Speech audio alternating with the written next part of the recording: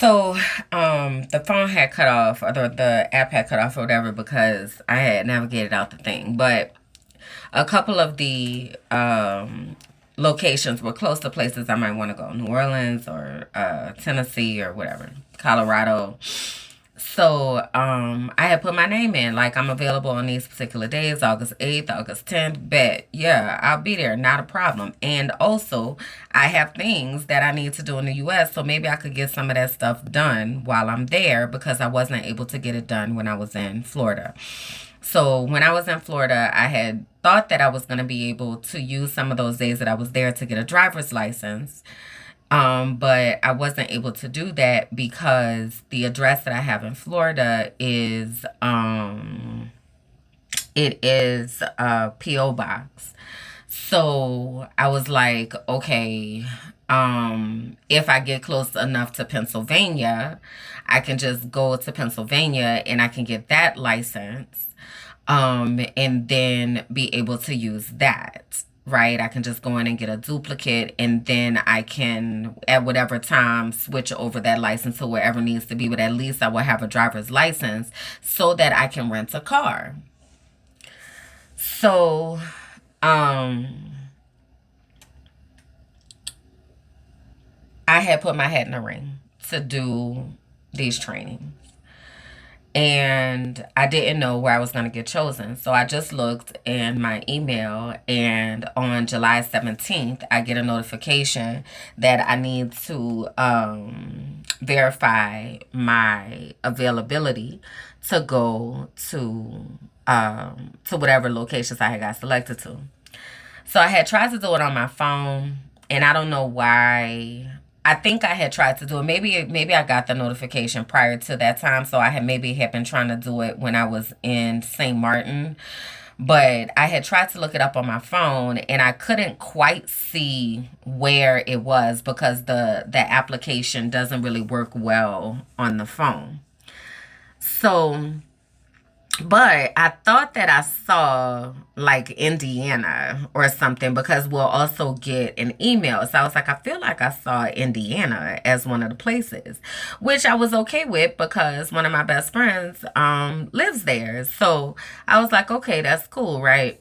So somewhere around July 17th, a couple days after maybe, I go ahead on and I accept the two assignments. So one was in Indiana and one was in Kentucky. So this is somewhere around July 19th or so, I'm gonna say. So, I'm sorry I keep saying so, but here we are. Um Somewhere around that time is when I was like, okay, this is where I'm going to be going. So now I have to think about travel. And I want to say they hadn't given me the scope of work yet, so I didn't have like addresses and stuff. But I had enough to like start looking for hotels and like all that kind of stuff.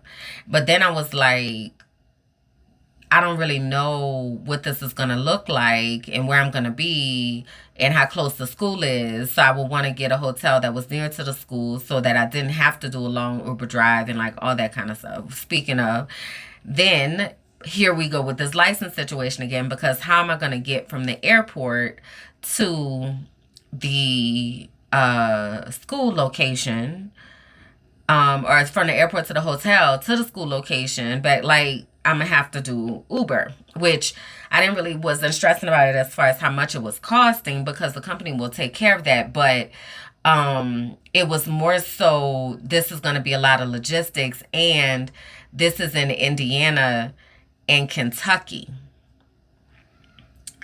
Somewhere around the same time, a whole lot of controversy started in the US about this country artist, Jason Aldean. And I don't know this guy, but I know that he's a very big singer or whatever. And I found out that he was the person that was performing in Nevada when there was the mass shooting. So he was big enough to have that type of audience and stage. So he released a song recently called Try That in a Small Town. And I remember this coming out kind of when I don't know if I was already in Miami or if I was in St. Martin or whatever, because I also haven't really been on social media for real. Like, I've been putting stuff out, but I haven't really been taking stuff in because I just haven't been able to hold that. Right. So I might scroll for a minute, and then when I see stuff, I'll be like, I don't want to do this. And then I'll just get off, or I'll go somewhere else. Like, so I'll be like over on Threads, or just, it's been a lot.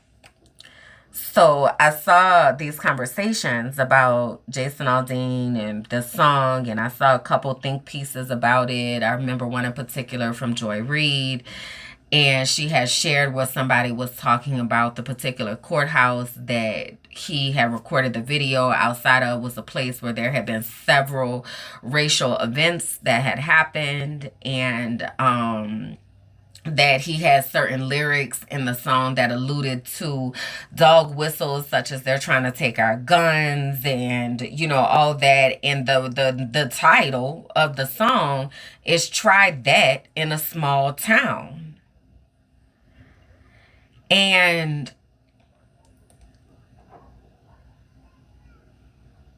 I was like, what the fuck is happening in that country? So that was in the back of my mind. So I finally get the addresses for the trainings, and I'm like, what fucking airport do I even fly into for this? So I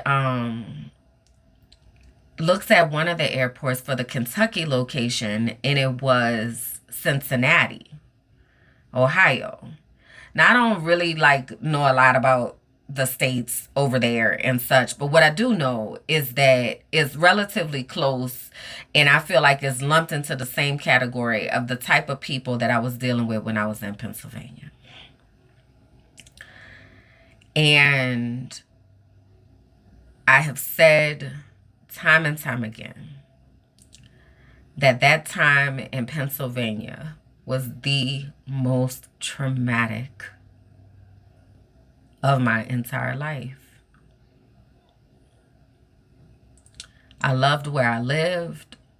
I loved the river that was near my home. I loved the farmer's market.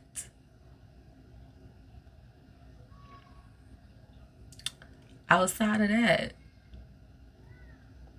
my hairdresser, that was it for Harrisburg. Yeah, Harrisburg was rough. And mind you, it was COVID still, so weren't really out. It was a lot of pickup things. Like, I would pick up my groceries. I didn't necessarily go into the grocery store all the time. So there were, I spent a lot of time inside and by myself and stuff.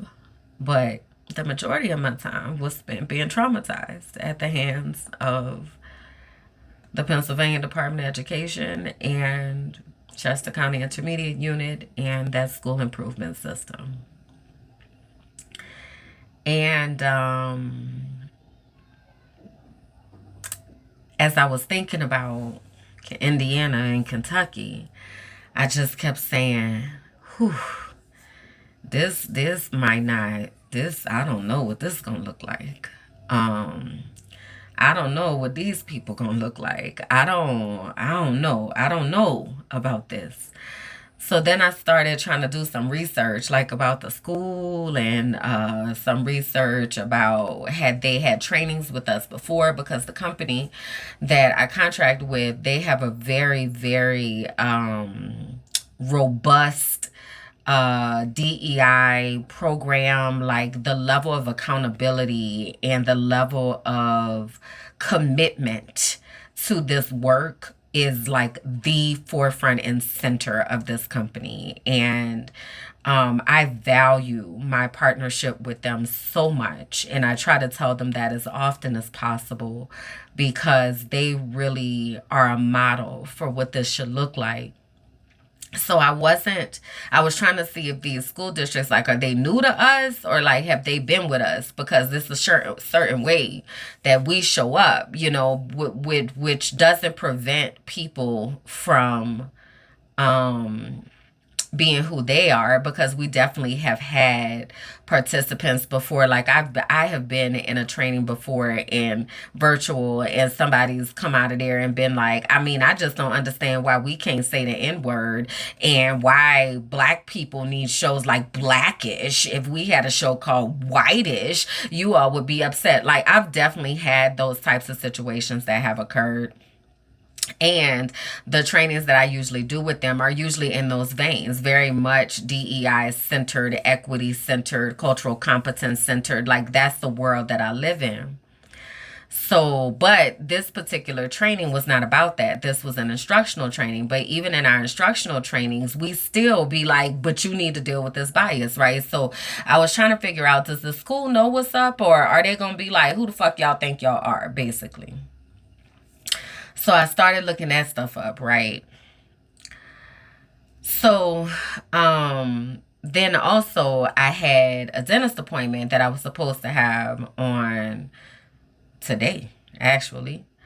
And I couldn't like bring myself to buy the ticket. Like, I was supposed to get the ticket when I was in Miami, but I didn't. And then it was within 2 weeks, and I was gone, and then I was in St. Martin, and then I came back, and then I forgot. So then I was like, I just got to move this appointment, right? And I could move the appointment because then I could just attach it to this other trip. So if I move the appointment to August, then I could just put it on the front and back of this trip that I'm already about to go to the US. So I'll just do it that way. And then also, gratefully, that'll be a part of the travel expenses covered halfway, because they'll fly me there and I just got to get myself back home or whatever, right? So I'm trying to make it work. I'm trying to make it work. I'm trying to make it work. I'm trying to make it work. But at the same time, it is so difficult for me to focus, and I'm just trying to keep my shit together. I was really, really, really emotional during this time. I had even made a post, and I was like, is there something happening with the stars and the moon and shit? And like, what's going on? Because I'm sitting here crying, and it wasn't like crying about everything bad. Like, it was good stuff too. I might watch a commercial and I'm crying over the fucking puppies. Like, why am I so emotional? Like, what is going on with me? So that was also happening. So I'll fast forward to this past Monday. So today is Friday. So Monday, I woke up and I was just like not myself. Like, I have a picture of me laying in the closet, and I have been crying just uncontrollably, because the other thing that I didn't mention that was in the background of all of this is I've been having these overwhelming feelings of being alone. Like, people are not realizing that I'm by myself. Like, I started thinking, kind of like I had talked about before, of when I was in Pennsylvania and I was standing on the top floor in my loft, and I was looking down, and I said to myself, if I fall, it's going to be at least 2 weeks before anybody knows that I'm dead. And I was having those types of wonderings. Like, if something happens to me, is anybody even gonna know? Like, who is really wondering about me from day to day? So I started having those feelings too, and those were in the back of my mind, and those would make me so sad, because I'm like,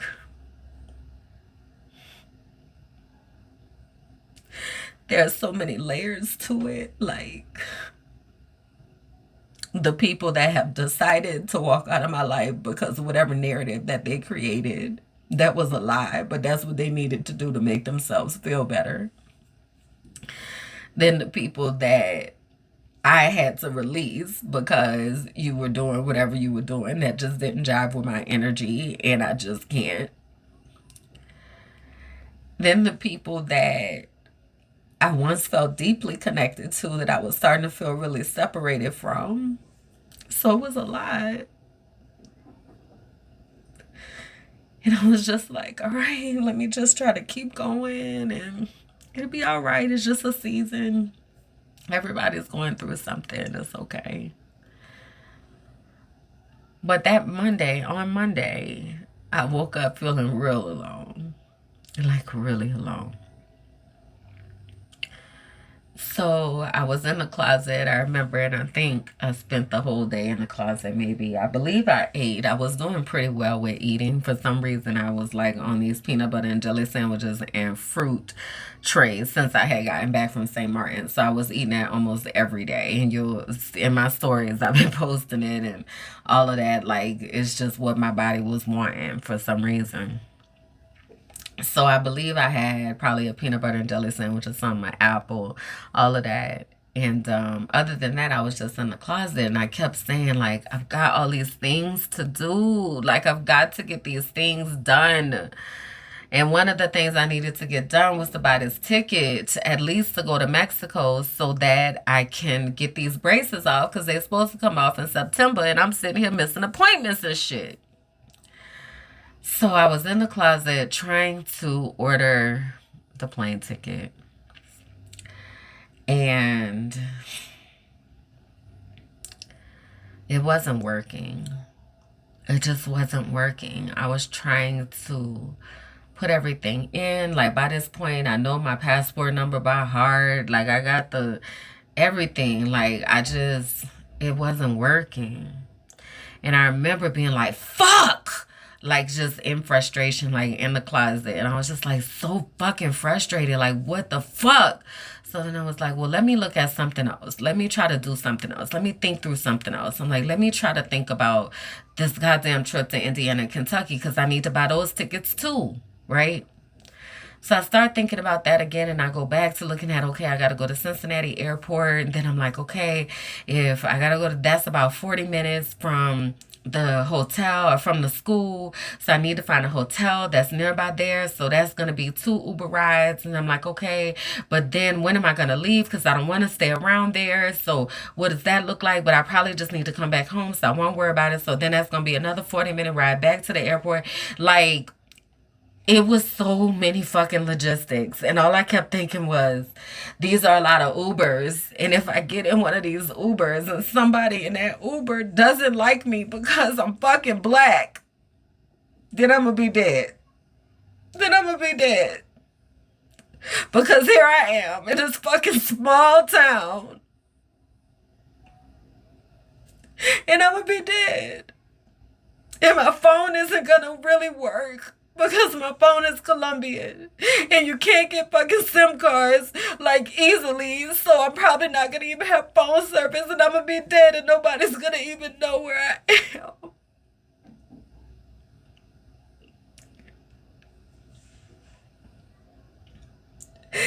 So I had a panic attack. And I was sitting right where I'm sitting now and I just lost my shit. Because I was like, I can't do this. So, some kind of way, I got myself in the bed and I tried to go to sleep. I don't think I slept maybe 4 hours, maybe. And I woke up Tuesday morning and I had not taken a shower since Sunday. So I was like, you have to take a shower. What is wrong with you? Like, what is going on? You have to take a shower. Like, what is happening right now? And that morning I was super emotional too. And I even described it as I felt like, I said, I feel like I'm drowning.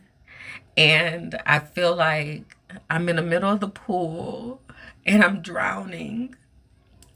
But nobody is noticing because we just finished laughing and taking pictures together. But currently I am drowning. And I'm trying to yell to y'all and nobody's listening because everybody thinks I'm fine and I'm not fine. I'm drowning.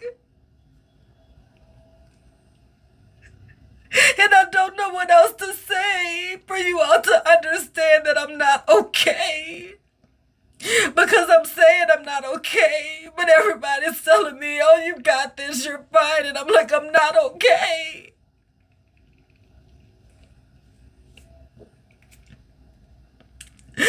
So I was just crying and crying and crying and crying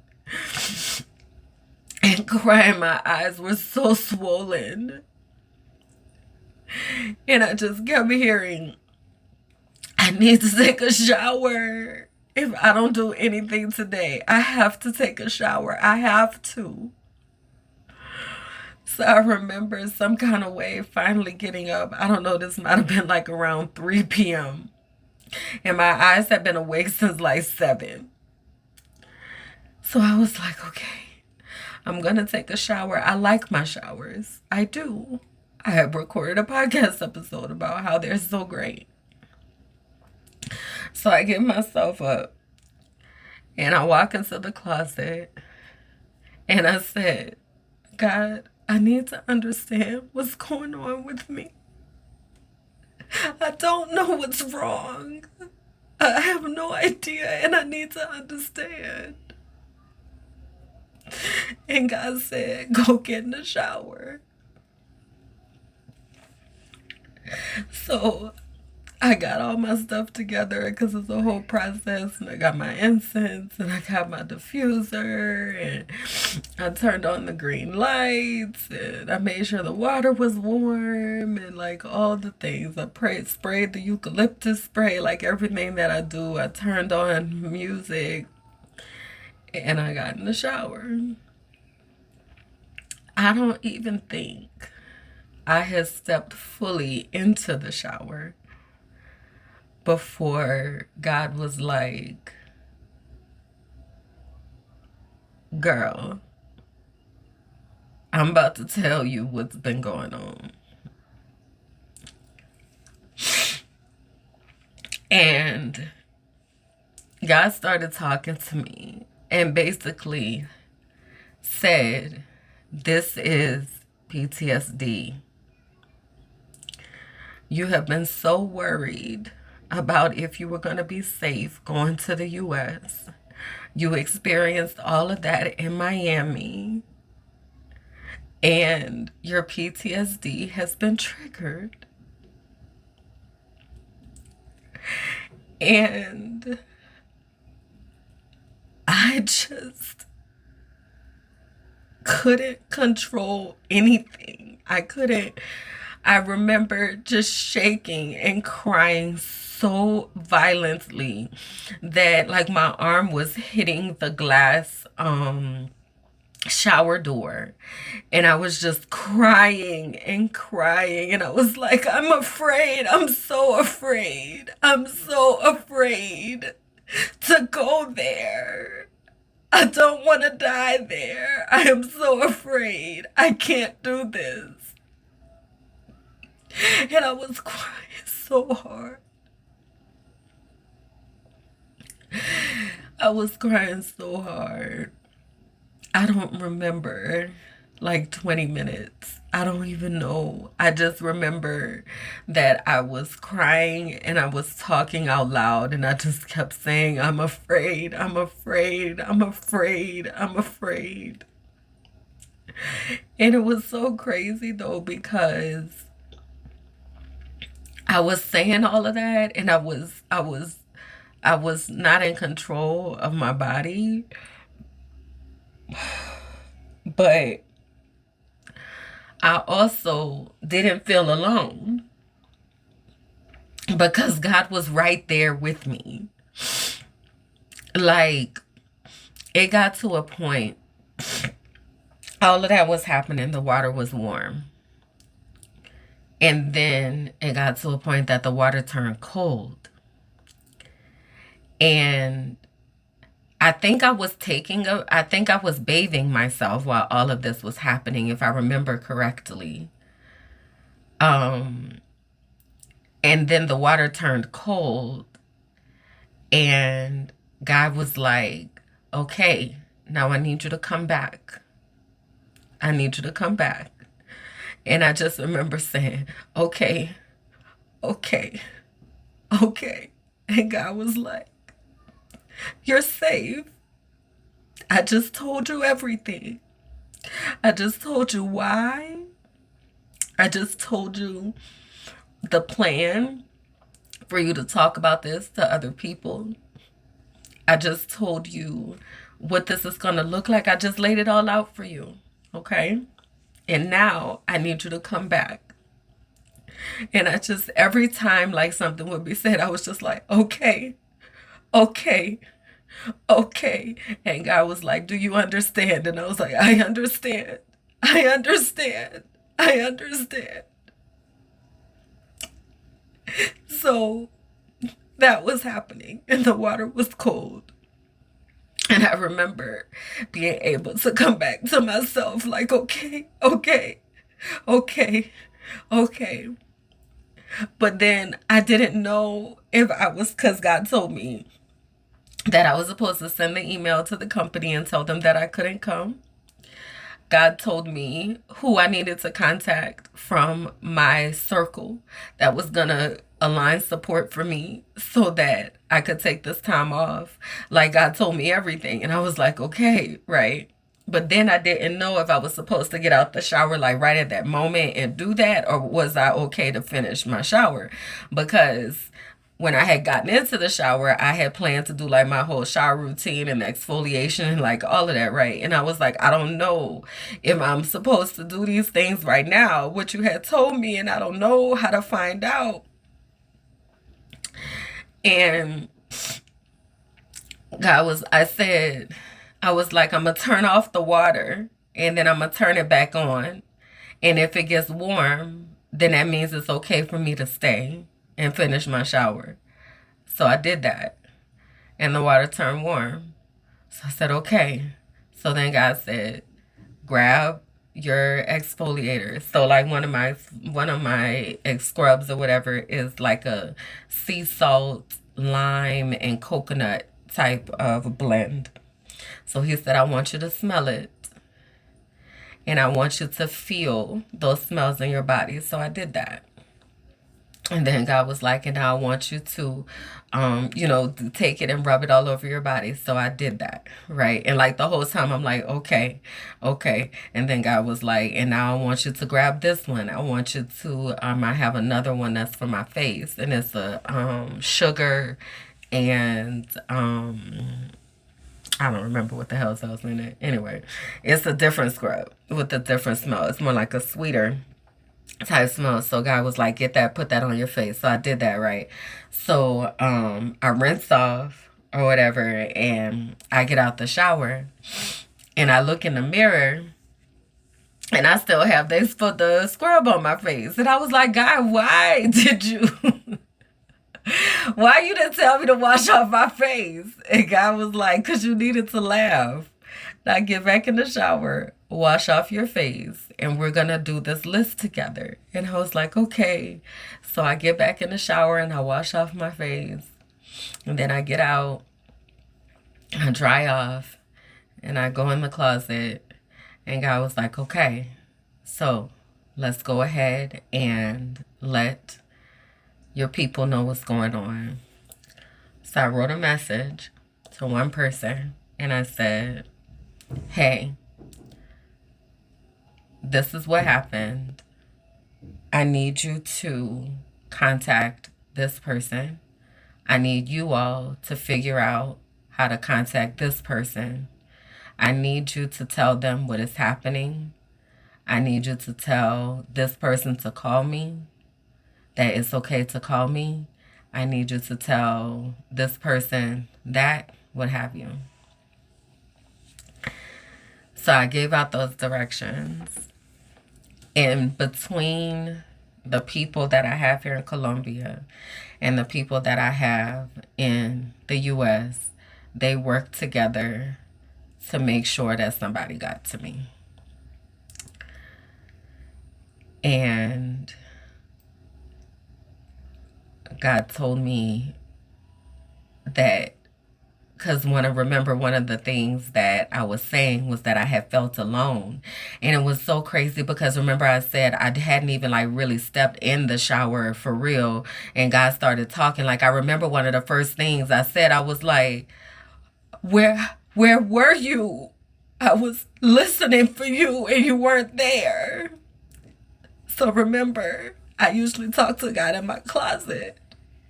And I had been laying in the closet for the past 2 days and I just couldn't hear anything. And it was like the moment I stepped in the shower, God was like, I'm right here. And I remember saying that, like, where were you? I needed to talk to you.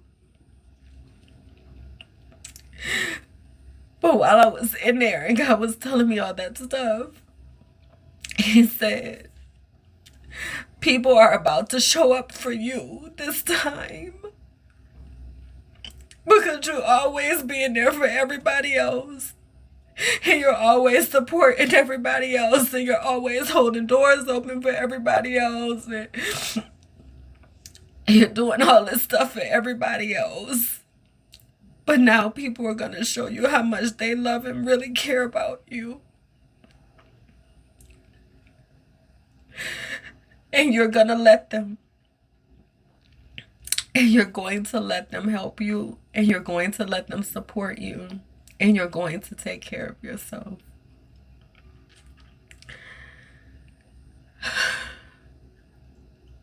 So that's what I'm trying to do.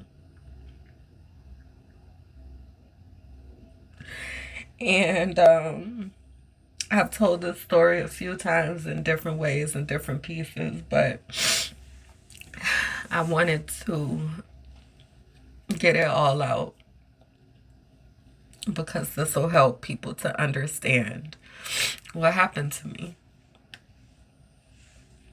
It wasn't just a panic attack. It was a lot more than that. The panic attack only let me know that I had reached a critical point. And I was glad that I have gone to enough therapy and developed enough coping skills and social emotional competency and self-awareness and self-management skills and all the things that they say you shouldn't teach children in Florida. I was so grateful that I had enough of that to be able to say, I'm not okay and I need to figure out what's going on. When I realized, when I made that decision and I sent that email and I told them I wasn't going to be able to go to Indiana and Kentucky, the largest weight came off my shoulders. Prior to that point, I was not able to function. I had reached a critical place of I'm not okay. And I had said that so many times. But I think because people are used to me being okay and used to me figuring it out because I have self-awareness and all of this and I'm always holding space for other people, that when I said I'm not okay, that they don't know what to do with that. They was like, oh girl, you gonna be all right. But I wasn't. And in many ways, I'm still not. I need to find a therapist that specializes in racial trauma and PTSD. Because I don't know what happens after this, right? Like the day after, so what's today? Today, Friday, that was Tuesday. So Wednesday, I woke up and I was kind of fine, I think, maybe. I've had some meetings here and there where I've been able to function, but mostly the meetings are